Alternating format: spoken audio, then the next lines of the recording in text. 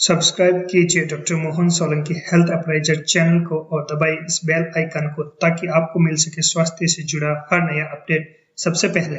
यह बिल्कुल फ्री। दोस्तों, आज एक बहुत ही ज्ञानवर्धक और इंटरेस्टिंग वीडियो लेकर आया हूं, अंत तक जरूर देखते रहना।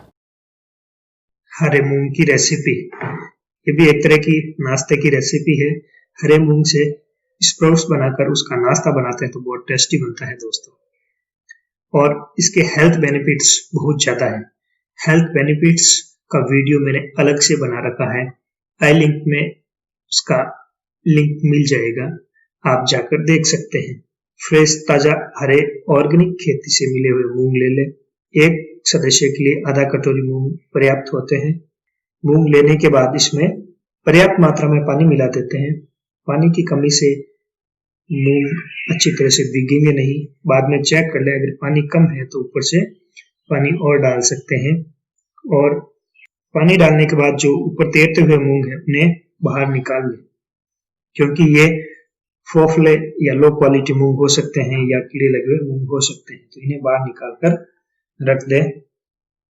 8 से 10 घंटे के लिए इन्हें भीगने के लिए छोड़ देना चाहिए।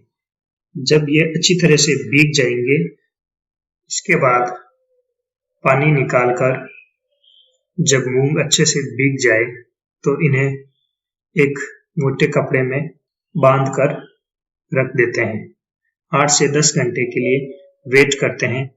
सर्दियों में ये 8 से 10 घंटे का समय लगता है, गर्मियों में इससे पहले ही अंकुरित हो जाते हैं। चलिए देख लेते हैं हमारे मूंग कितने अंकुरित हुए हैं। देखिए, बिल्कुल अच्छी तरह से अंकुरित हो चुके हैं।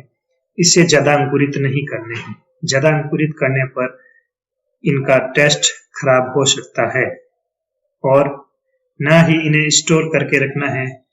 स्टोर करके रखने पर भी इनकी गुणवत्ता में काफी फर्क आ जाता है।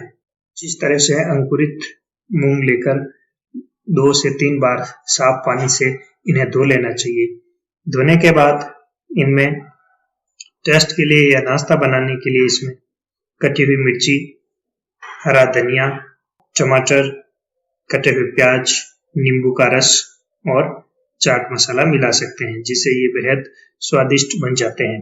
बच्चे भी बड़े चाव से खाते हैं और किसी प्रकार का कोई नुकसान भी ये हमारे शरीर में नहीं करते हैं। इसलिए इसका प्रयोग हम नाश्ते के रूप में कर सकते हैं। दोस्तों, स्प्राउटेड मूंग को ज्यादा समय के लिए स्टोर करके नहीं रखें, क्योंकि इनके अंदर लाइव एंजाइम्स होते हैं, जिसके कारण इन खुद में बैक्टीरियल इन्फेक्शन हो सकता है और उसके बाद आपको फूड पॉइजनिंग की समस्या आ सकती है। इस बात का विशेष ध्यान रखना।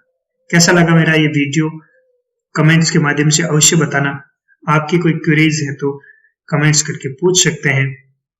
वीडियो अच्छा लगा हो तो दोस्तों के साथ शेयर करना, मेरे चैनल को सब्सक्राइब करते जाना। जय हिंद।